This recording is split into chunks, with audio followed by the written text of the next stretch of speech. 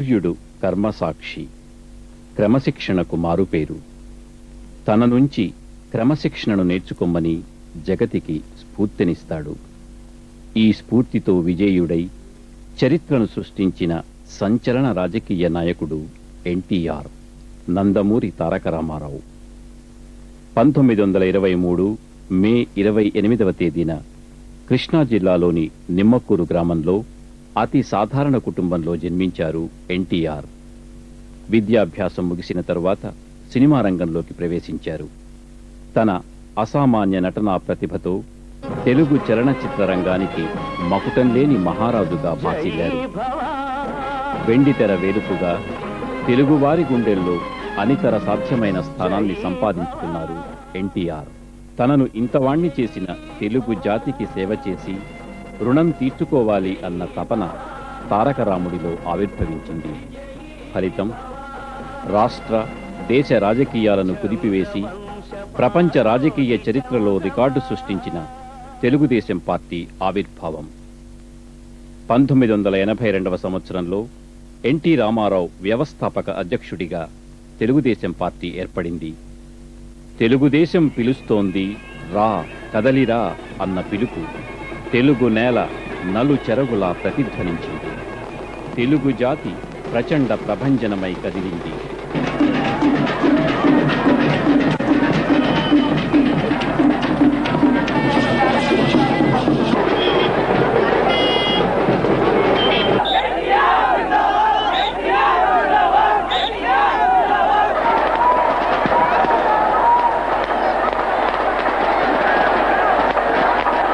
ఆంధ్రప్రదేశ్ అంతా సుడిగాలిలా అవిశ్రాంతంగా పర్యటించి తన ఆశయాలను, ఆశలను ప్రజలకు వినిపించారు ఎన్టీఆర్.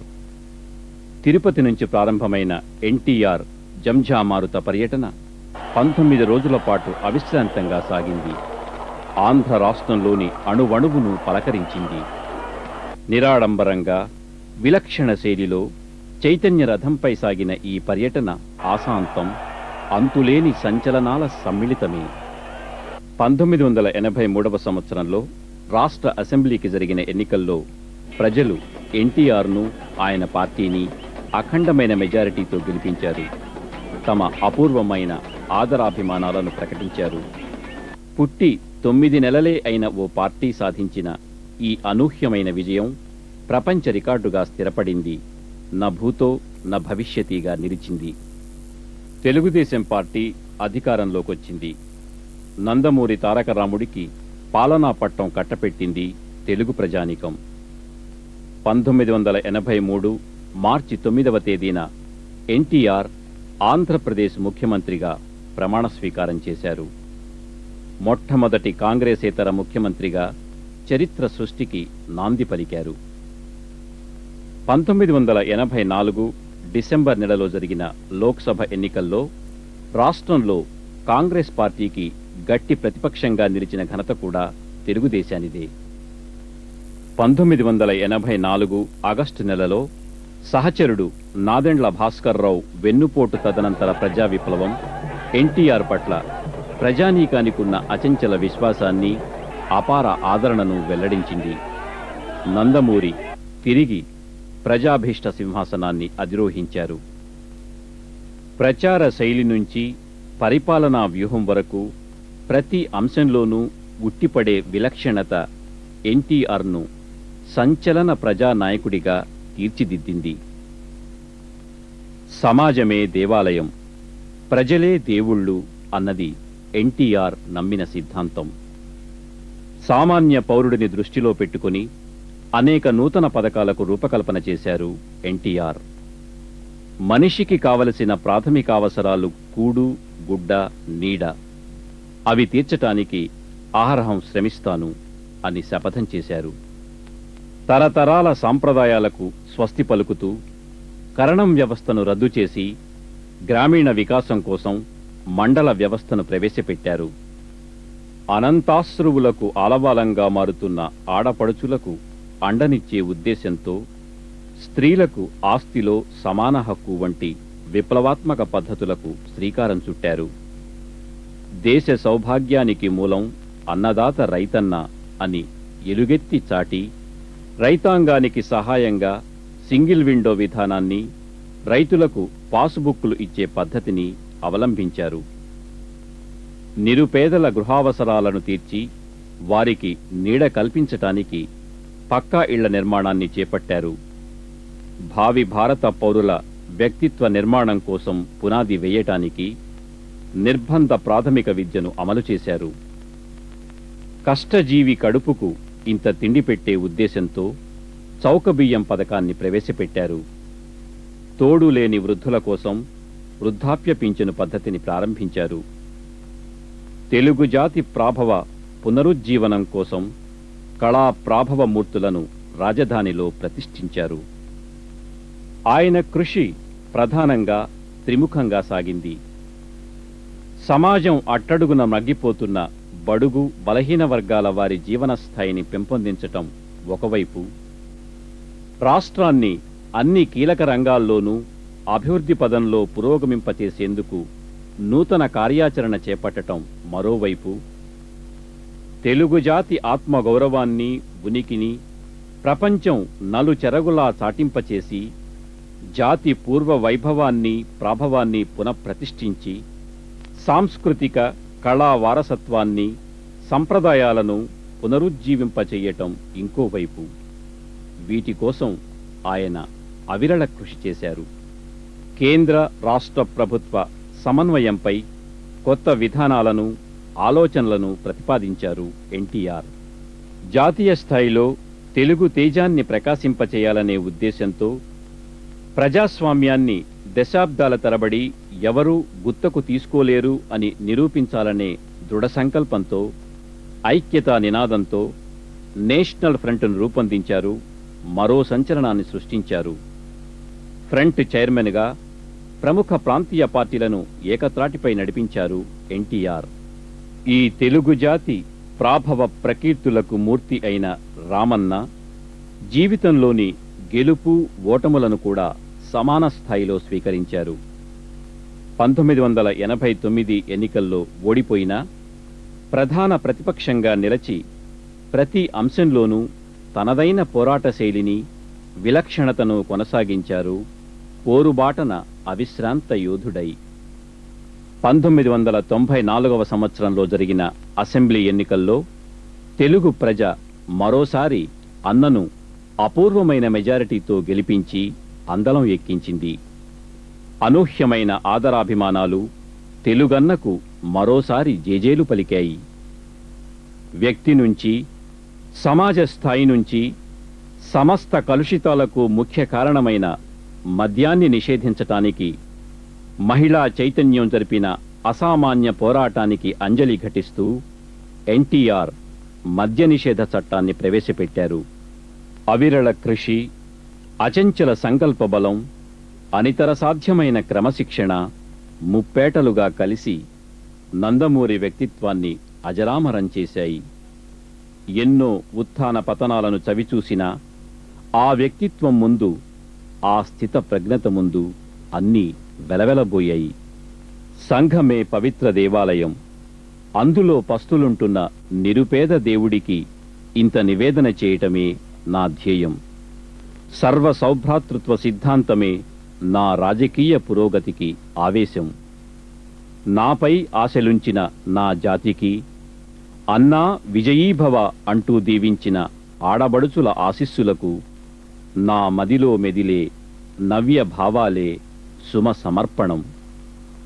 పాతరోతను తొలగించి నవ్య రీతులతో, పరిమళ ప్రాభవాలతో ప్రజాస్వామ్యాన్ని సంప్రోక్షించటం నా క్రతు కర్తవ్యం అంటూ కలవరించిన కంఠం తెలుగన్న రామన్నది. ఒక గాఢ సుషుప్తిలో, దీర్ఘ జడత్వంలో ఉన్న జాతిని ప్రచండ చైతన్య జాగృతంగా మార్చటానికి కర్తవ్యోన్ముఖమై అవతరించిన ఓ మహా చైతన్యం. కలయో వైష్ణవమాయయో అని అనుకునేంత అనితర సాధ్యాలను సాధించిన మూర్తిమత్వం. అనంత ప్రజావళి అవ్యక్త భావావేశంలోంచి ఇంకా తేరుకోని సమయంలో కర్తవ్యాన్ని ముగించుకుని కనుమరుగైపోయింది. సంవత్సరం క్రితం ఇదే రోజున ఎన్టీఆర్ అస్తమించారు. ప్రతి తెలుగువాడి గుండెలోనూ శోకం గుబులుగా గూడు కట్టింది. ఎటు చూసినా అన్నా అన్న ఆర్తారావాలే. కొండంత అండను పోగొట్టుకున్న తెలుగునాడు కుమిలిపోయింది. ఆ ఆత్మ సామాన్యమైనదా? జీవితాంతం తెలుగు ప్రజనంతటినీ తన ప్రతిభావాణువులోనూ తాదాత్మ్యం చేసుకుంది. ఆ వ్యక్తి సామాన్యమైనవాడా? ఆ మోము నవ్వితే యావదాంధ్రం నవ్వింది, ఏడిస్తే ఏడ్చింది, అలిగితే బెంగపడింది, పిలిస్తే ప్రచండ ప్రభంజనమై కదిలింది. ఆంధ్రావనికి ఆత్మగా భాసిల్లిన ఆ మహా చైతన్యం తెలుగు సీమను నిర్జీవం చేసి దిగంతాలకు వెళ్ళిపోయింది. నా తెలుగు తల్లి అంటూ తన అస్తిత్వం కోసం తల్లడిల్లిపోయిన ప్రియ పుత్రుణ్ణి పోగొట్టుకున్నందుకు తెలుగు తల్లి పుత్రశోకంతో కుమిలిపోయింది. తెలుగు జాతి నిస్తేజమైంది. అన్నిటికీ అతీతంగా అభిమానం కరిగి కన్నీరైంది. పల్లెలు పట్టణాలు అన్నింటి నిండా నిండిన అన్నపై అభిమానం అశేష ప్రజావాహినిగా తరలివచ్చి అశ్రునివాళి అర్పించింది. నందమూరి తారకరాముడు అనంతానంత సంచలన ప్రకంపనాలను తనతో తీసుకుని వెళ్ళిపోయారు. మరింక తెలుగు జాతికి జీవాన్నే లేకుండా చేశారు.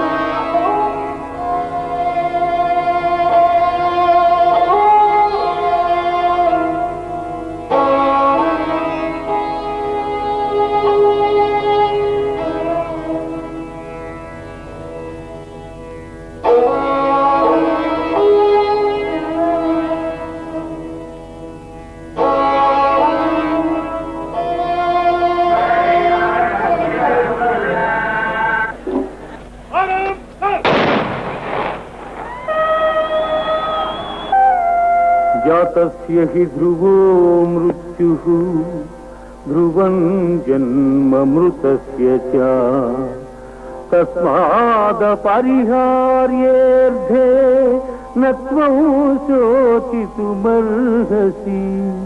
न त्वं शोचितुमर्हसि.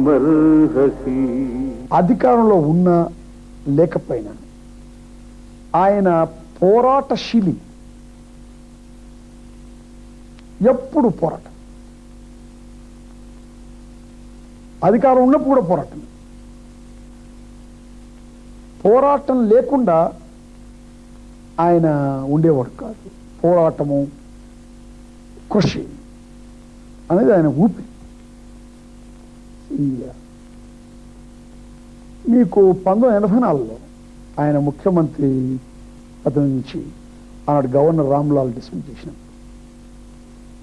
నేను మిగతా కాంగ్రెస్ ఇతర పార్టీల నాయకులు ఆ ఉద్యమాన్ని సమర్థించినప్పుడు ఆయన ముఖ్యమంత్రి పదవి పోగొట్టుకున్నటువంటి బాధ ఎప్పుడు కనబడలేదు. ఆయన ప్రజల్లోకి వెళ్ళి యుద్ధం చేశారు. ప్రజలకు ఆయన పట్ల ఎంత విశ్వాసం ఉండేదో ప్రజల పట్ల కూడా ఆయన కొంత విశ్వాసం ఉంది. ఆయనకు అత్యంతమైనటువంటి అమోఘమైనటువంటి అమేయమైనటువంటి ఆత్మవిశ్వాసం ఉంది. ఆత్మవిశ్వాసము, కర్మశిక్షణ, అభినివేశం, స్వాభిమానం అంటికంటే ఇవి ఆయన వ్యక్తిత్వానికి కొత్త శోభనం తెచ్చిపెట్టిన అనుకుంటాను. Late N.T. Ramarao was very, very popular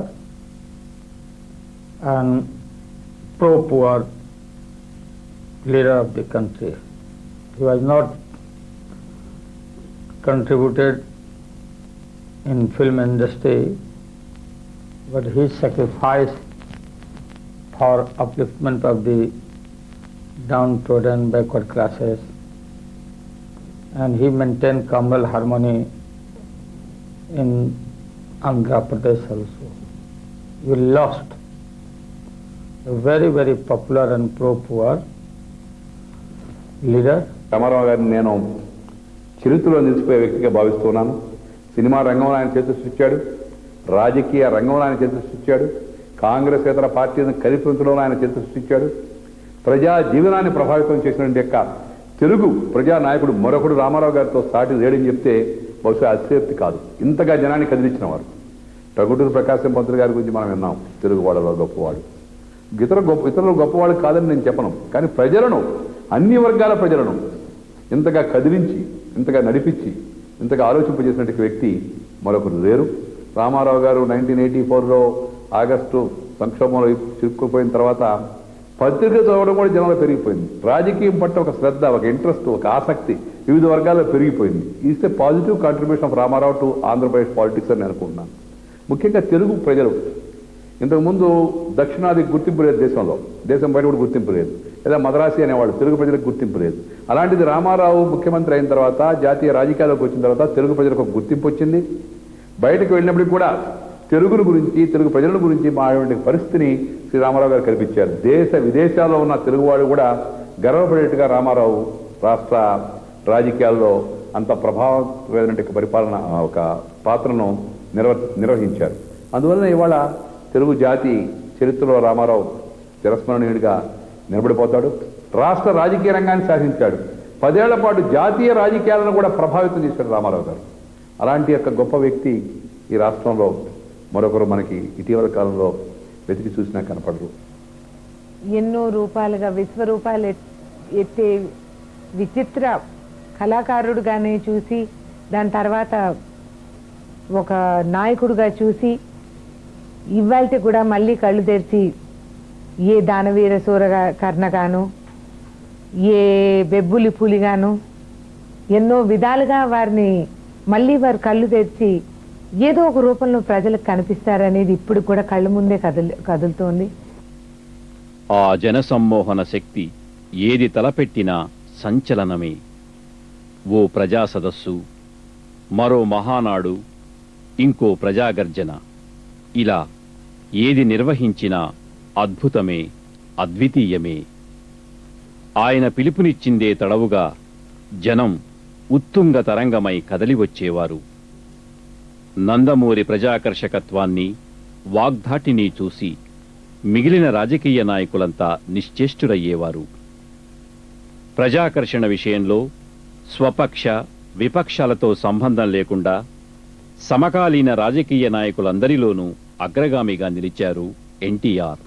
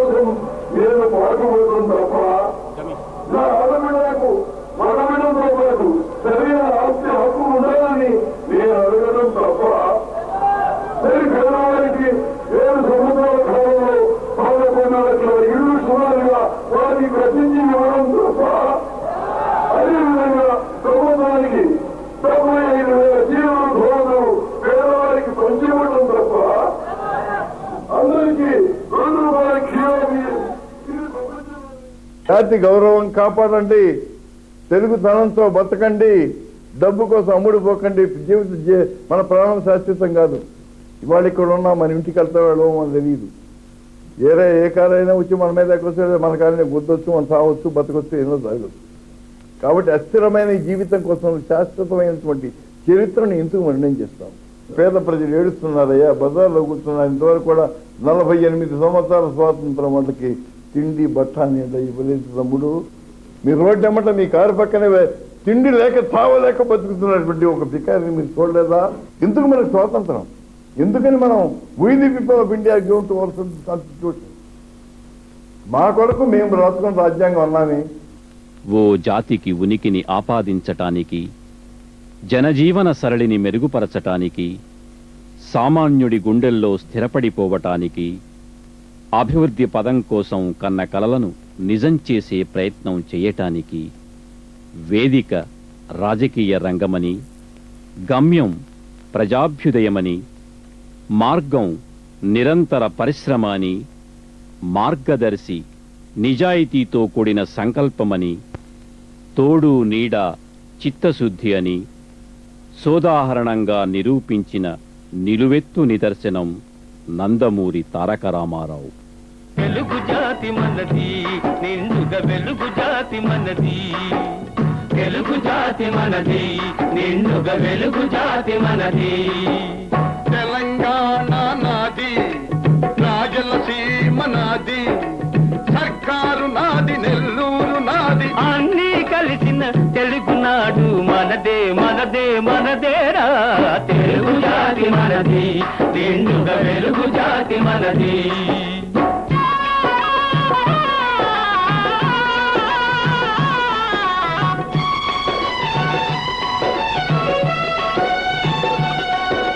ప్రాంతాలు వేరైన మన అంతరంగమొకటేనన్న, యాసలు వేరుగా ఉన్నా మన భాష తెలుగు భాషన్నా. వచ్చిందన్నా వచ్చాడన్నా, వచ్చిండన్నా వచ్చాడన్నా వరాల తెలుగు ఒకటేనన్నా. తెలుగు జాతి మనది, నిండుగా వెలుగు జాతి మనది.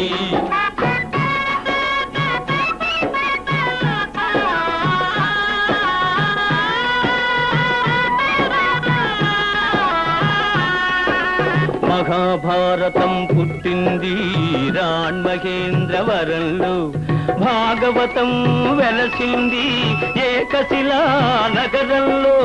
ఈ రెంటిలోన ఏది కాదన్న, ఈ రెంటిలోన ఏది కాదన్న ఇన్నాళ్ళ సంస్కృతి నిండు సున్నా. తెలుగు జాతి మనది, నిండుగా వెలుగు జాతి మనది.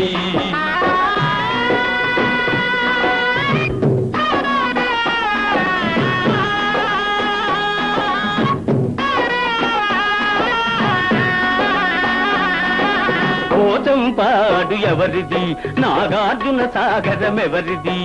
పోచంపాడు ఎవరిది, నాగార్జున సాగరం ఎవరిది. మూడు కొండలు కలిపి దున్నిన ముక్కాదు పంటలు బండ్లకెత్తిన అన్నపూర్ణమ్మ కన్న బిడ్డలవు 5 కోట్ల తెలుగు వారిది. తెలుగు జాతి మనది, నిండుగా వెలుగు జాతి మనది.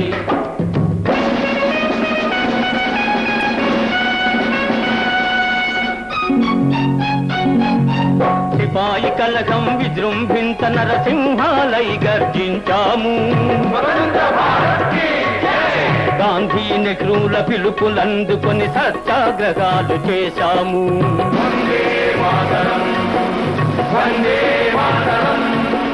స్వరాజ్య సిద్ధి జరిగిన పిమ్మట స్వరాష్ట్రమును సాధించాము. దేశభక్తిలో తెలుగు వారికి భీతే లేదనిపించాము. తెలుగు జాతి మనది, నిండుగా వెలుగు జాతి మనది.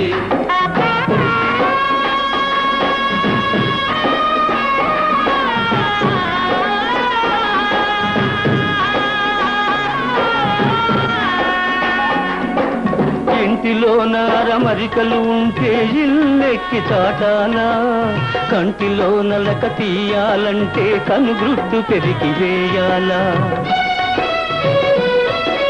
పాలు పొంగు మన తెలుగు గడ్డను పగలగొట్టవద్దు, పాలు పొంగు మన తెలుగు గడ్డను పగలగొట్టవద్దు.